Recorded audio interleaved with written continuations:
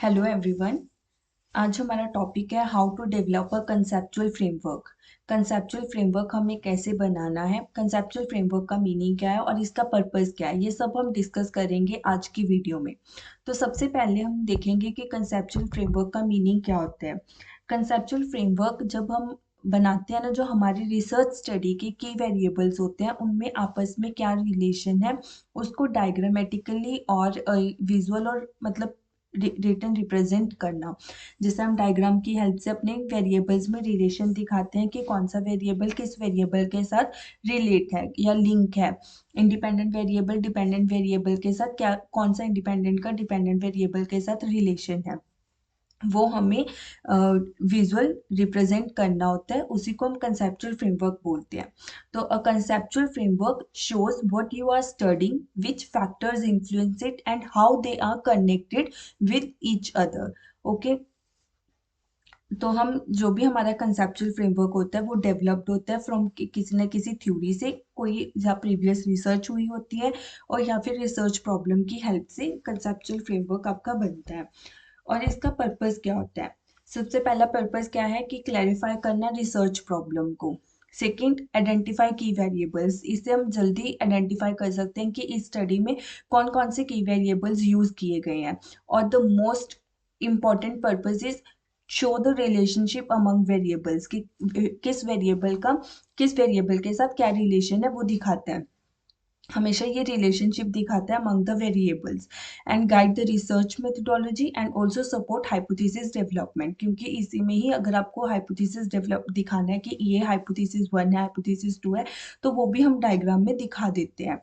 ठीक है, तो हमेशा इसका जो पर्पस रहता है क्या है कि क्लैरिफाई करता है रिसर्च प्रॉब्लम, की वेरिएबल्स को आइडेंटिफाई करने में इजी है। हमेशा जो वेरिएबल्स में रिलेशनशिप होता है उसको इजीली मतलब हम आइडेंटिफाई कर सकते हैं। and guide the research methodology and also support the hypothesis development। Mostly जो वेरिएबल्स होते हैं वो कौन कौन से वेरिएबल्स होते हैं हमारे? Independent variable, dependent variable, mediating and moderating. और अब ये आपकी स्टडी के ऊपर डिपेंड करता है कि आपने इंडिपेंडेंट और डिपेंडेंट तो होते ही होते हैं। मीडिएटिंग मॉडरेटिंग आपने अपनी स्टडी में लिया है या नहीं लिया है। तो अगर आपका मीडिएटिंग वेरिएबल है वो भी इंक्लूड होता है आपके कंसेप्चुअल फ्रेमवर्क में, और अगर आपका मॉडरेटिंग वेरिएबल है तो वो भी कंसेप्चुअल फ्रेमवर्क में शो करते हैं हम। और इसमें जो स्टेप्स होते हैं वो क्या होते हैं? Steps to develop a conceptual framework. सबसे पहला क्या है? Identify the research problem. आपको अपनी रिसर्च प्रॉब्लम क्लियर होनी चाहिए। फॉर एग्जांपल कि how does social media marketing influence brand loyalty.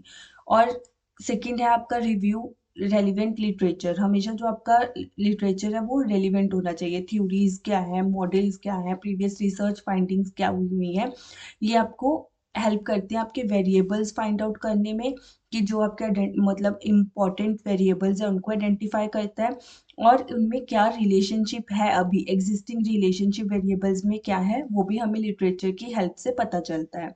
और द थर्ड क्या है? आइडेंटिफाई की वेरिएबल्स। जो भी आपके ऑब्जेक्टिव को अचीव करने के लिए वेरिएबल्स लगेंगे, वेरिएबल्स आपको आइडेंटिफाई करने हैं।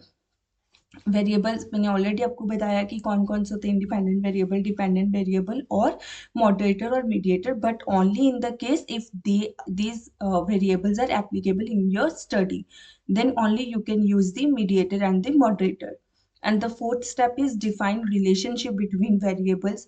हमेशा आपको वेरिएबल्स के बीच में जो रिलेशन बन रहा है उसको आपको डिफाइन करना है कि ऑलरेडी उस रिलेशन को लेकर के कौन सी स्टडीज हो चुकी हैं। Develop a visual diagram. Visual diagram आपको बनानी है and support with theory. Theory के साथ आपको सपोर्ट करना है। थ्योरी कोई भी थ्योरी होती है, जैसे मार्केटिंग में थ्योरी ऑफ प्लान बिहेवियर हो गया और यूजेस एंड ग्रेटिफिकेशन थ्योरी हो गया, और जो भी प्रायर रिसर्च फाइंडिंग्स है हमें उसको उन चीजों के साथ सपोर्ट करना। अब मैं आपको जैसे कुछ फ्रेमवर्क्स दिखाती हूँ स्टडीज में जो है ऑलरेडी। जैसे ये हमारा एक कंसेप्चुअल फ्रेमवर्क मॉडल है।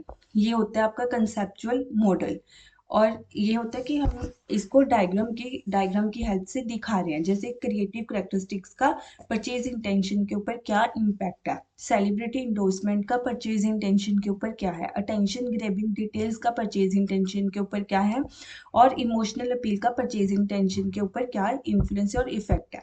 क्योंकि स्टडी अगर हम देखें तो स्टडी का जो हेडिंग है वो क्या है? Social media advertisement and their influence on consumer purchase intention, जो सोशल मीडिया एडवर्टीजमेंट है उसका कंज्यूमर की परचेज इंटेंशन के ऊपर क्या इन्फ्लुएंस हो रहा है।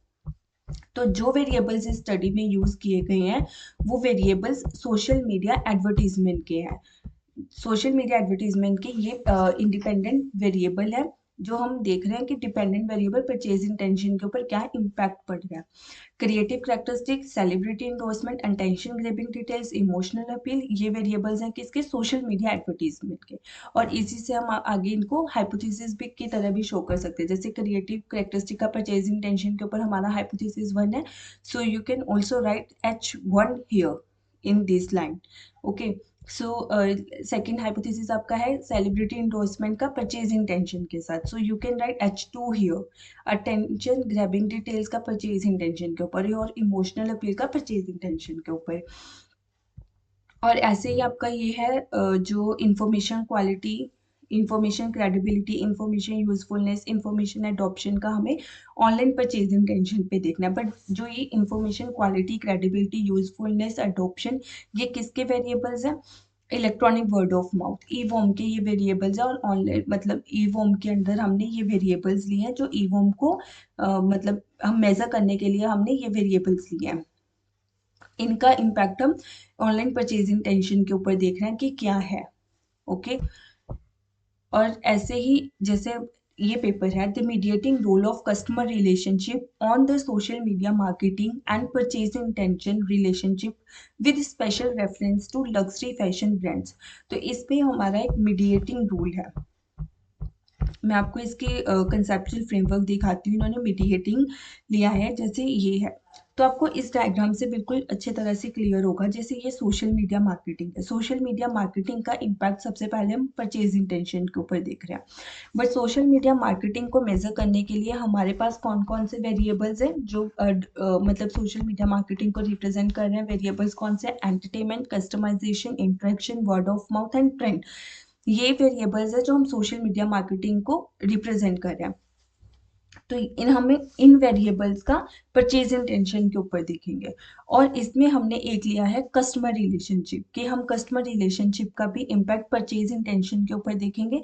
बट कस्टमर रिलेशनशिप के पहले आगे दो वेरिएबल्स हैं, ट्रस्ट एंड इंटीमेसी, जो कि कस्टमर रिलेशनशिप को दिखा रहे हैं, बता रहे हैं कि कस्टमर रिलेशनशिप के आगे दो वेरिएबल्स लिए हमने, ट्रस्ट एंड इंटीमेसी। तो हमने एक तो देखा कि कस्टमर रिलेशनशिप का परचेज इंटेंशन के ऊपर डायरेक्ट इम्पैक्ट, ठीक है, कि क्या है। और हमने कस्टमर रिलेशनशिप को एज अ मीडिएटर भी ले लिया, कि हम एक देखेंगे कि सोशल मीडिया मार्केटिंग का through customer relationship purchase intention के ऊपर क्या इम्पैक्ट पड़ रहा है। ये हमारा मीडिएटिंग है। अब जैसे मैं आपको इसका ऑब्जेक्टिव्स देखते हैं कि ऑब्जेक्टिव्स क्या है।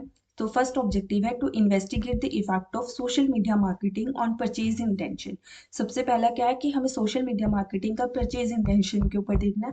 तो आपका सोशल मीडिया मार्केटिंग का परचेज इंटेंशन के ऊपर हमने H1, ये आपका हाइपोथेसिस 1 भी बना हुआ है, ठीक है, कि हमने सोशल मीडिया मार्केटिंग का इम्पैक्ट परचेज इंटेंशन के ऊपर देखा। और आपका यहीं से सेकंड ऑब्जेक्टिव क्या है, to investigate the effect of customer relationship on purchase intention. अब हमें देखना है कि कस्टमर रिलेशनशिप का परचेज इंटेंशन के ऊपर क्या इफेक्ट है। तो ये रहा आपका कस्टमर रिलेशनशिप का हमें डायरेक्ट ये रहा परचेज इंटेंशन के साथ, कि क्या इफेक्ट है कस्टमर रिलेशनशिप का परचेज इंटेंशन के ऊपर। और कस्टमर रिलेशनशिप को हम कैसे मेजर करेंगे, ट्रस्ट एंड इंटीमेसी वेरिएबल के थ्रू, राइट। उसके बाद आपका थर्ड ऑब्जेक्टिव है to test whether customer relationship has mediation effect in the relationship between social media marketing and purchase intention। जो social media marketing and purchase intention के बीच में relation है वो हमें देखना है कि कस्टमर रिलेशनशिप इनके बीच में अगर हम मीडिएटिंग कर देते हैं कस्टमर रिलेशनशिप को, तो वो क्या इम्पैक्ट कर रहा है, इफेक्ट कर रहा है या नहीं कर रहा। तो हमें क्या देखना है कि कस्टमर रिलेशनशिप का मीडिएशन इफेक्ट है social media marketing and purchase intention के ऊपर। तो ये आपका एक कंसेप्चुअल फ्रेमवर्क के थ्रू शो हो रहा है कि आपके यही ऑब्जेक्टिव्स है, ये हाइपोथेसिस है। तो एक कंसेप्चुअल फ्रेमवर्क से आपको इजीली पता चल जाता है कि आपके वेरिएबल्स में कौन कौन सा रिलेशन दिखा रहे हो आप, राइट।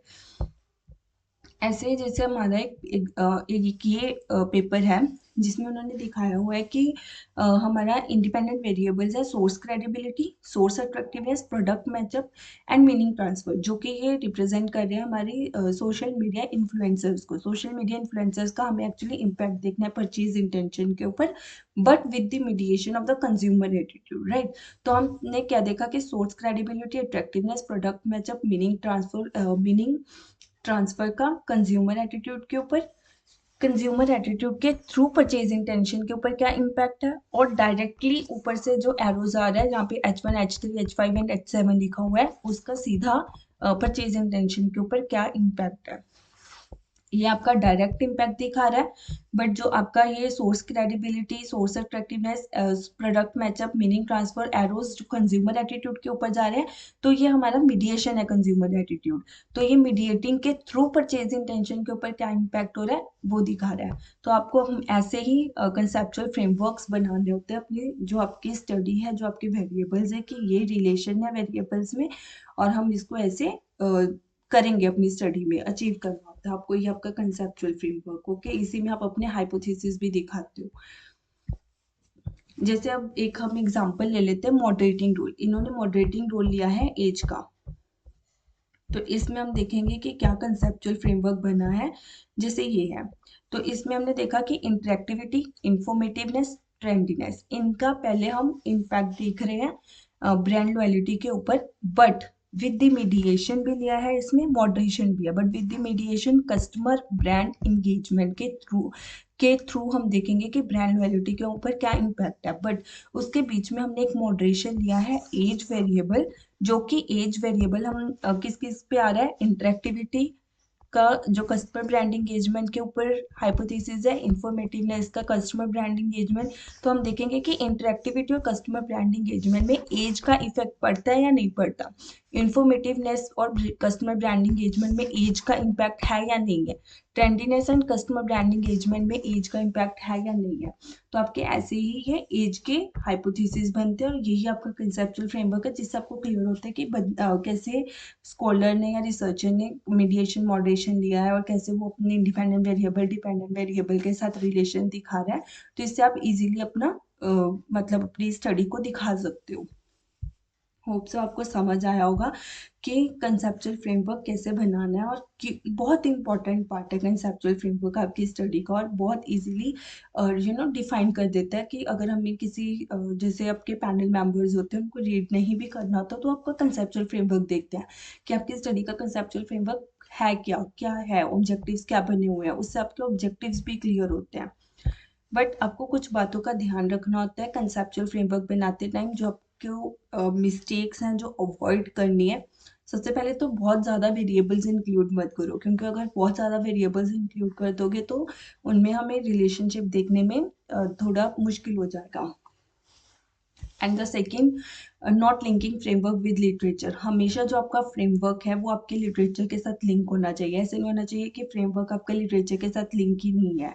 और मिसिंग एक्सप्लेनेशन ऑफ रिलेशनशिप्स, जो भी रिलेशनशिप आप दिखा रहे हो किसी भी इंडिपेंडेंट वेरिएबल का डिपेंडेंट वेरिएबल के साथ, या इंडिपेंडेंट वेरिएबल का थ्रू मीडिएशन डिपेंडेंट वेरिएबल पे दिखा रहे हो, तो वो सारे जो भी रिलेशन है आपकी, उनकी एक्सप्लेनेशन अच्छे से होनी चाहिए।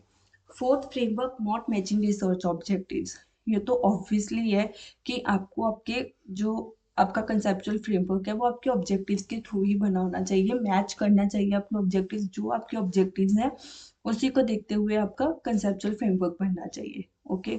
तो यही आपके कुछ जो 4 पॉइंट है, बहुत मेन पॉइंट है कि आपको ये अवॉइड करने हैं आपके कंसेप्चुअल फ्रेमवर्क बनाते हुए। और होप सो कि आपको समझ आया होगा कंसेप्चुअल फ्रेमवर्क होता क्या है, कंसेप्चुअल फ्रेमवर्क बनाना क्या है, और जो वेरिएबल्स आप लेते हो उनमें रिलेशन दिखाना, कैसे हम उसको रिलेशन दिखाना है। अगर आपको वीडियो अच्छी लगी हो तो कमेंट, शेयर एंड लाइक करना, and also subscribe my channel. Thank you.